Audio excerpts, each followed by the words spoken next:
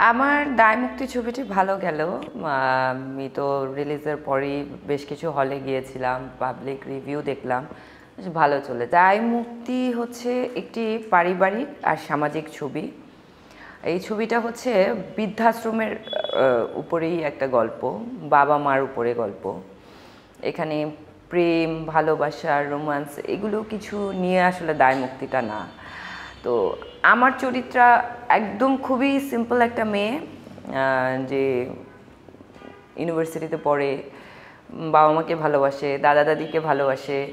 এর মাঝখানেই হচ্ছে যে সে তার দাদা দাদির গল্প খুঁজে পায়, এগুলো নিয়েই হচ্ছে আমার চরিত্রটা। আমি যখন আসমানি শেষ করি তারপর পরে আমার বেশ কিছু ছবির অফার ছিল। আসলে কাজের জন্য তো আসলে বলে সব সেক্টর থেকেই আসে, কাজের অফারগুলো আসে। তো হয় কি, গল্প বা সময় সুযোগ সব কিছু মিলিয়ে আসলে করা হয় না। তো আসমানির পর আমি 1 বছর পর হচ্ছে দায়মুক্তিটা করি।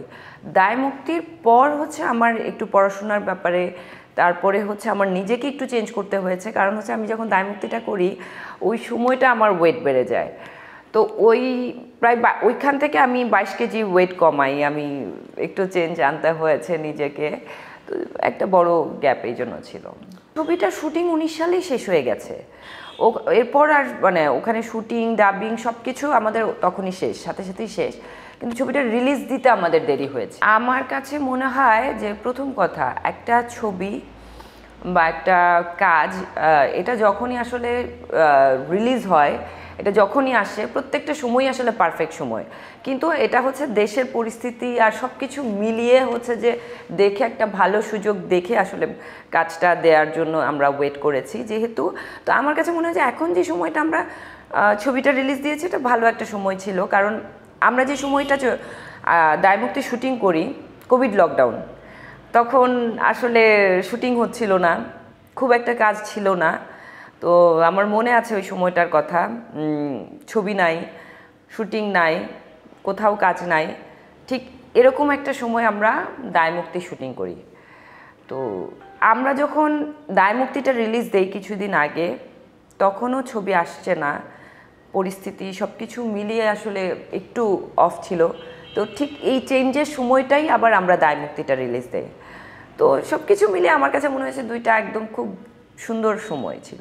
ময়নার চরে আমি টোটালি অন্য একটা লুকে কাজ করেছি, গ্রামের একটা লুক, যেটা আমার একদম গ্রামের সাদা মাটা এরকম একটা লুকে আমার আসলে আগে কাজ করা হয় নাই। একদম কালো গায়ের রং, এরকম এরকম একটা চরিত্র, চরের মেয়ে, চরের চঞ্চল, চটপটে, তারপর প্রতিবাদী, এরকম একটা চরিত্রে আমি কাজ করেছি। আমার শুরুটা তো খুব ছোটোবেলায়। আমি বিনোদন বিচিত্রার ফটোসুন্দরী মাধ্যমে আসলে আসি, হাবিব ভাইয়ের হাত ধরে। হাবিব ভাই আমাদের মাঝে নেই, হাবিব ভাইয়ের জন্য আমি প্রতি মুহূর্তে আসলে ওনাকে স্মরণ করি। হাবিবুর রহমান, ওনার হাত ধরে উঠে আসা। এরপর আসলে মোবাইল ফোন কোম্পানি, একটি মোবাইল ফোন কোম্পানির সাথে যুক্ত হই, ওদের সাথে কাজ করি, আরও বেশ কিছু কাজ দিয়েই আমার আসা আর কি। আসলে সেরকম গল্প, ভালো গল্প আসলে সব কিছুই আসলে গল্পের উপর ডিপেন্ড করে, ডিরেক্টরের উপর ডিপেন্ড করে। আমি যে কোনো কাজ আসলে ডিরেক্টর আর গল্প এই দুটো জিনিস দেখেই করি। মডেলিং আমি আসলে 14 সালে আমার লাস্ট বিজ্ঞাপন করা জিপি স্টার, এরপর আর বিজ্ঞাপন করা হয়নি। আর আপাতত এখন হচ্ছে না আর কি করা। ভবিষ্যৎ পরিকল্পনা হচ্ছে, আমি আসলে প্ল্যান করে খুব একটা কিছু করি না, হুটহাট করে যখন যেটা মাথায় আসে করে, এরকম করেই এতগুলো বছর পার করেছি। তবে আমি সারা জীবন আমার দর্শকের মনে থাকতে চাই একজন অভিনেত্রী হিসেবে।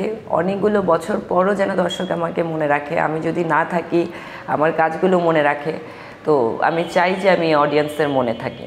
Thank you Ananda Bhuban.